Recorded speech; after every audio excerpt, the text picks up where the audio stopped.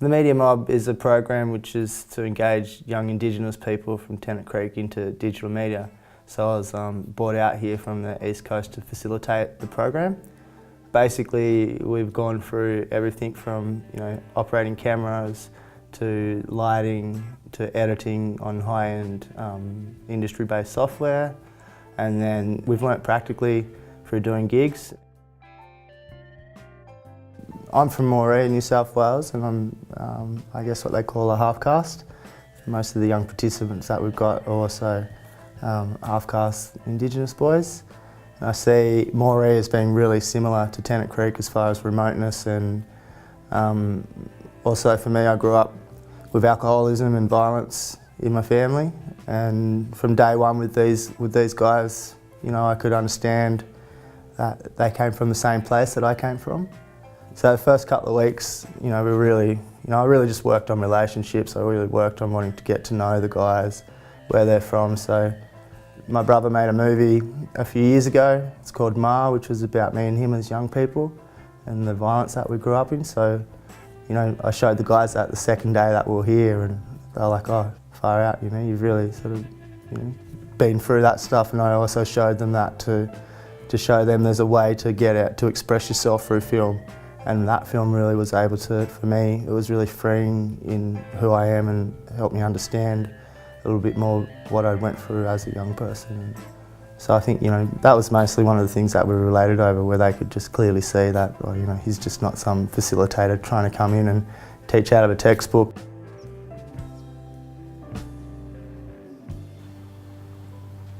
I guess I just kept kind of like sinking, really. Like just in my own emotions, pretty much. Like just, I don't know, I wouldn't really let myself do anything. Like, I wouldn't let myself achieve anything because I didn't think I was worth it. And I stopped going to school and just thought, what's the point? Thought I was worth nothing. I think my mum had a bit to do with it, just getting drunk and then telling me stuff. And me just starting to believe it, really. Yeah. But there's Sean Barkelly, he works the Media Mob too. I don't know, he's just pretty much been there since I moved here. He's like had my back since the start, pretty much, so he's like one of those blokes that would die for you.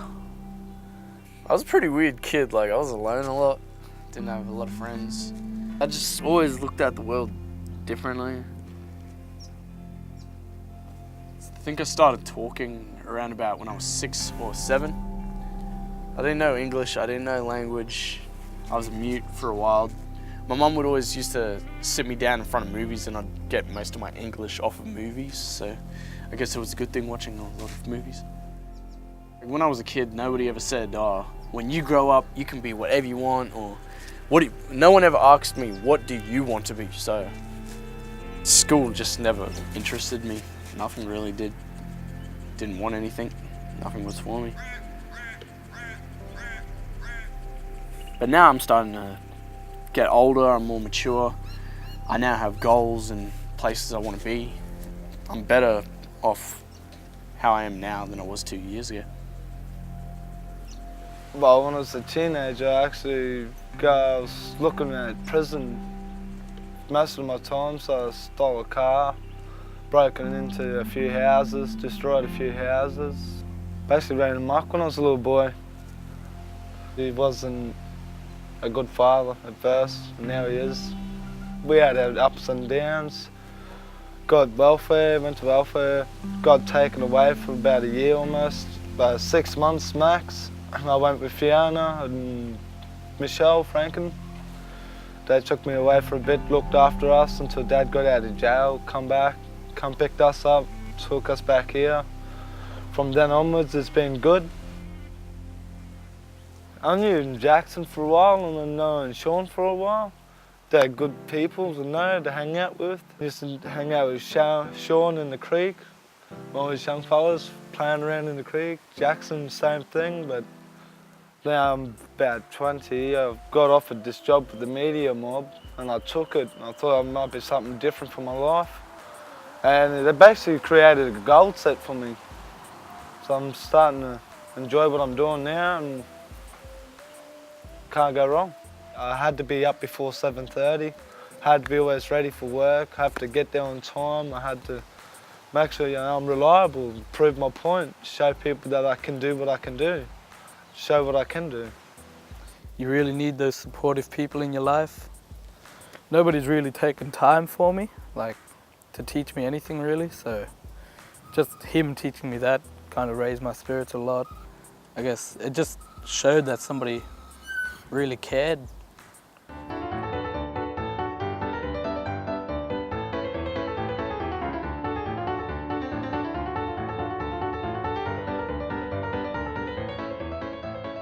In the classroom, there's quite a good bit of banter between myself and the boys, as far as they usually put a fair bit of crap on me and tease me quite hard.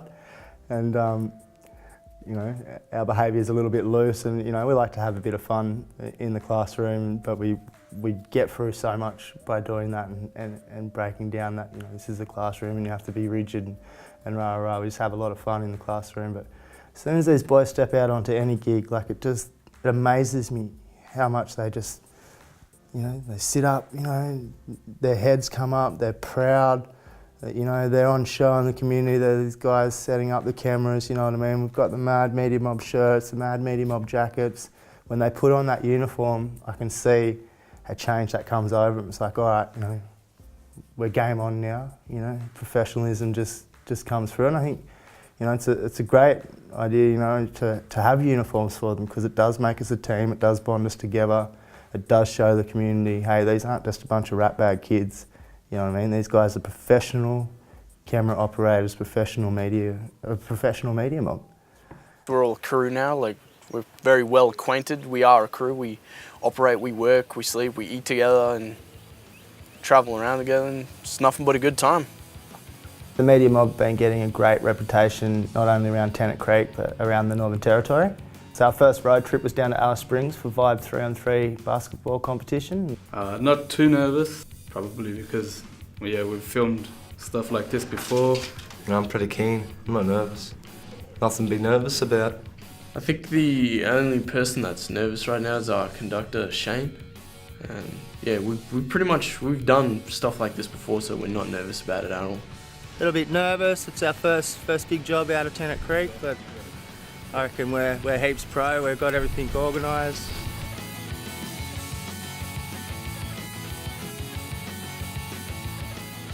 So the road trip down was well fun, you know, like, you know, as soon as we got into the car, the boys are just pumping their screamo music and that sort of stuff, which is, you know, much to my headache. Nah, it takes the breath out of me, man. It was fun. I think the main thing that came out of it for me personally was, you know, further bonding with the boys. We're excited for the day. The boys are meant to be up at about 6:30. It's now 6:37, so it was a big day, so we might just have to go and give them a little bit of a wake up. Boys! Oh my God, come on boys, get up. We're gonna go, we're due there in 10 minutes, come on. Boys, what are you two doing in there together? How come you're not in your room, Sean? Come on, let's go. 10 minutes, we've got to get there. The feedback that comes in about them and how professionally they were and how well, you know, not well behaved, but just how professional they're being on a gig and how proud the community is of them. And that for me just made me extremely proud to know that, you know, I was a part of helping getting these boys to a level of professionalism that would stand up on a broadcast and streamed live on the internet. So the boys is going good. We started strong with the opening ceremony. It was nice to have that so we could just get the boys locked off in a position, get them a little bit comfortable with filming, fill the space. And then when the workshops started and the round started, I guess there was a little bit of confusion, a little bit of hustle and bustle, a bit of mixed information, and the boys looked a little bit stressed for a moment, so we just sort of put the cameras down for a couple of minutes, had a bit of a regroup, a replan about what we've got to do next, and just refocus on the shots that we've got to get. All in all, they're going good, they're looking the part, proud as punch of them. the skill base as far as using cameras and editing on high-end software such as Final Cut Pro is really beyond any expectations I had on them. And then I think beyond that, there's what we've been able to work through together personally. Like Froggo's having a baby, in the next couple of months. The baby's due in November, so we've been able to talk a lot about that sort of stuff and what my ideas of what a man is and what a man should be in that situation and what his responsibilities are. Rochelle, I've been with her for about 3.5, 4 years now. We're only 4 to 15 weeks pregnancy now. I looked after her, she looks after me. She's a wonderful person to have in my life, I guess. What I've seen in my time is, I hope my kid doesn't see that. I want my kid to have a good life, good parents, always have someone to be there for. I am a bit scared that I'm not going to be able to make it, but in a way I reckon I could make it and be able to step up and do something about it. It's a bit scary. I have seen like a bit of a change. I think it's just from meeting a lot of new people. You just gotta show some confidence, as you come off as a bit weird. Well, I guess with Meaty Mob, I just really feel like I've achieved something. Like just the amount we've learnt in a small amount of time, like just like it really makes you feel able. Like there is stuff you can do, and yeah, it's looking to be pretty good. Like something I would enjoy doing for the rest of my life. I kind of feel better knowing I'm finding that way out. Like I'm slowly crawling out of depression, but I'd rather be slowly crawling than stuck in a hole. So I'm happy with where I'm at now. It just shows like how people can come from nothing to something. And, yeah, we're doing stuff with our life. Everyone should have somewhere they want to be. Like, I want to be an actor, get rich, famous and stuff, go somewhere on a beach and live the easy life. That's my dreams, that's where I want to be.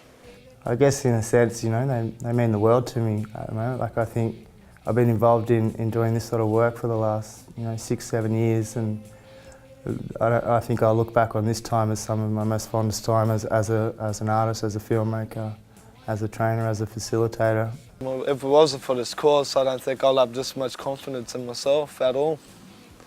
Plus, take that shameness away and get it out of you.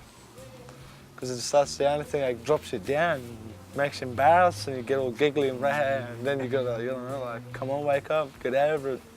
You'll grow up sooner or later.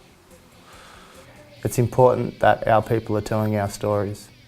That's what my core is about with working in media, is more Aboriginal people involved in media and them telling the stories of our elders, them telling the stories of our young people, them telling the stories of country and them telling the stories of our families.